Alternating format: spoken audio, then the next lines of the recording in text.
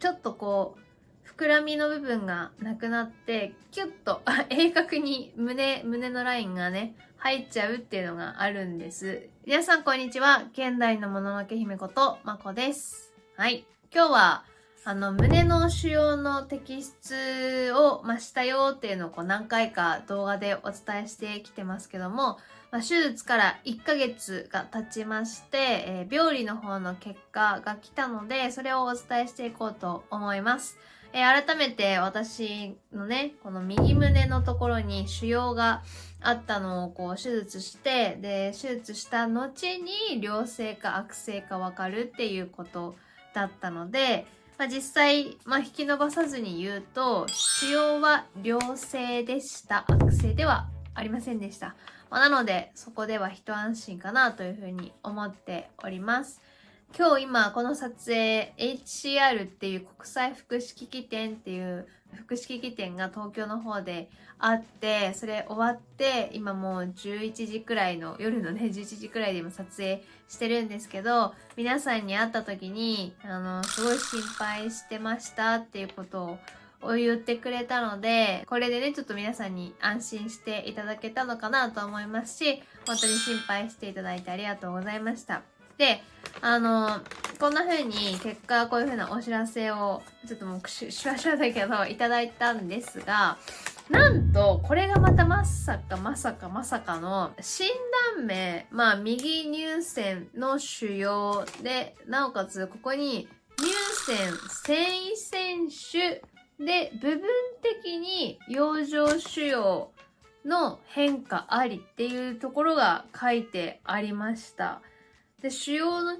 の径は 27×26 で、どんな風に病理に回してどういう風に検査をしてるのかっていうのを、実際、先生とお話しして見せてもらったんですけどね、動画初めから見ていただくと分かるんですが、去年初めてマンモグラフィーした時繊維腺腫と言われました。で、今年やっぱり腫瘍が大きくなっているっていうことがあったので、繊維腺腫ではなくて養生腫瘍なんじゃないかっていうところで、違う病院の診断を受けて、で、繊維腺腫というものは基本的に良性の腫瘍ではあるんだけれども、養生腫瘍というものに関しては悪性のものもあるから、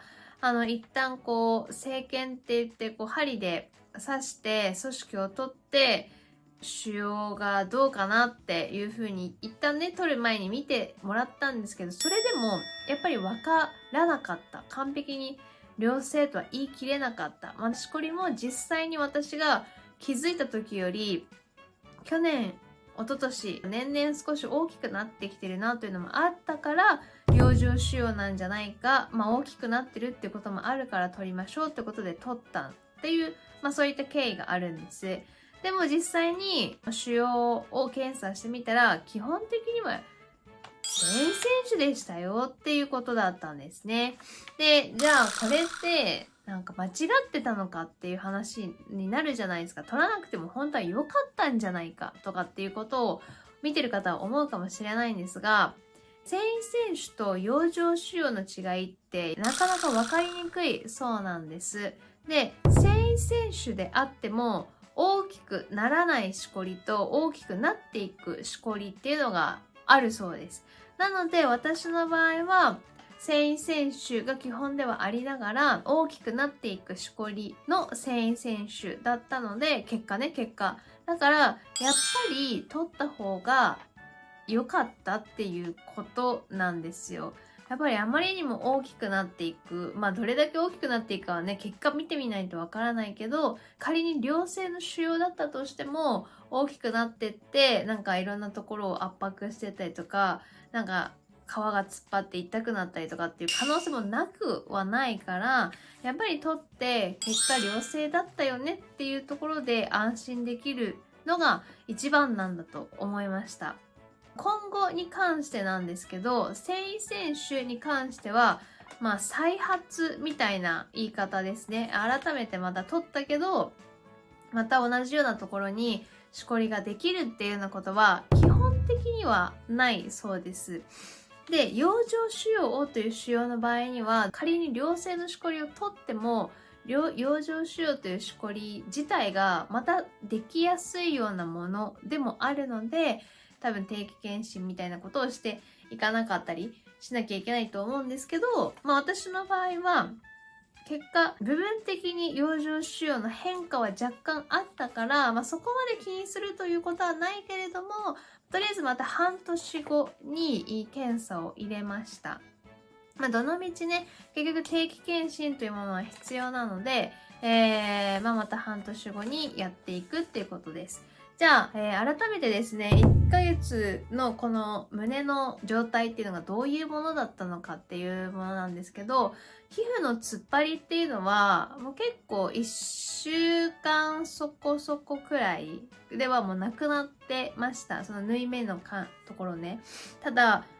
それとは別に、傷はこの胸の下のあたりだから、仮に痛くなるとしたらこっちのはずなんですよ。傷が痛むっていうところ。でも私の場合は何もしてないこの上の方の胸。敏感っていう言い方をするとちょっと違うんだけど、ブラとか服が擦れた時にすごく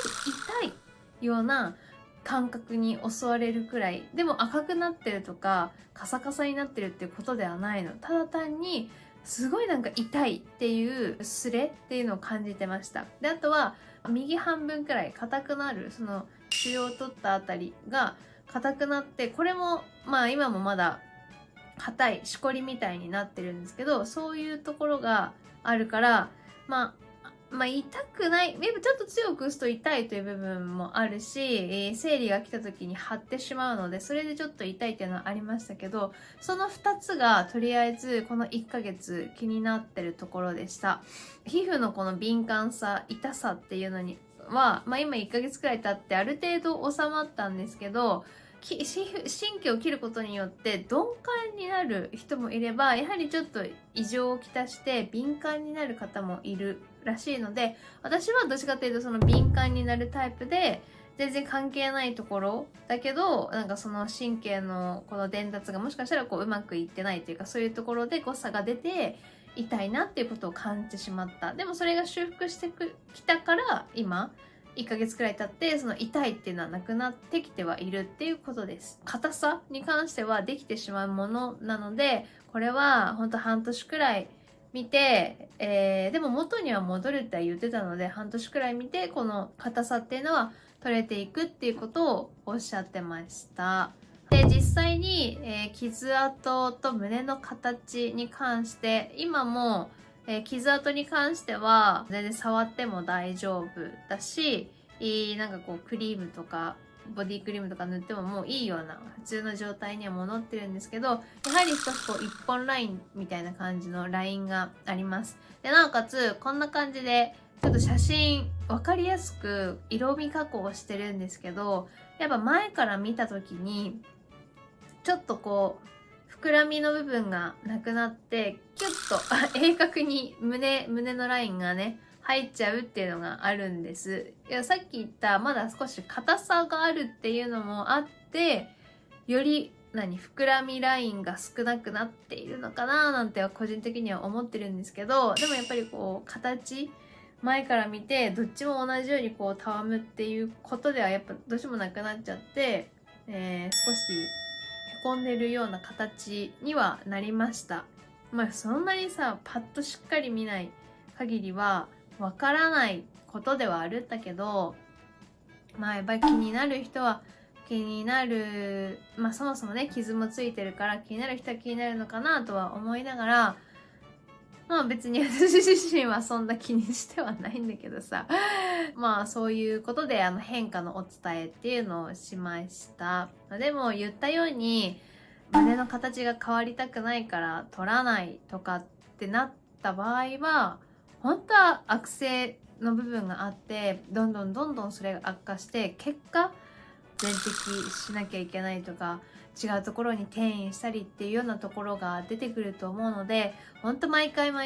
この動画の最後に同じようなことを言ってますが、仮に傷が残ったとしても、仮に胸の形が変わったとしても、胸がなくなっちゃったとしても、でもやっぱりね、その自分のこの命とか体っていうことの方が大事だと思うので、なかなか怖くて踏み切れないっていう方はいらっしゃると思いますが、でも本当にもっと先のことを考えたら何が一番大事かなっていうことを考えて、検診であったりそういった摘出をするということをしていってほしいなと、簡単にはなかなか言えないけど、私自身やってみてそう思いました。今回この腫瘍からね発覚、そして今の現状までお伝えして、もう基本的にはお伝えすることはもうないかなと。また何か半年後検査して今固まってるところが取れたなっていう頃にまたお話できればなというふうに思っております。はい。ということで、私のしこり手術物語は一旦これで終わりたいと思いますが、皆さん本当にいろいろとお声掛けいただいてありがとうございました。この動画がためになったなと思っていただけたのであれば、ぜひいいねボタンと、あとはチャンネル登録をよろしくお願いいたします。では本日も最後までご視聴ありがとうございました。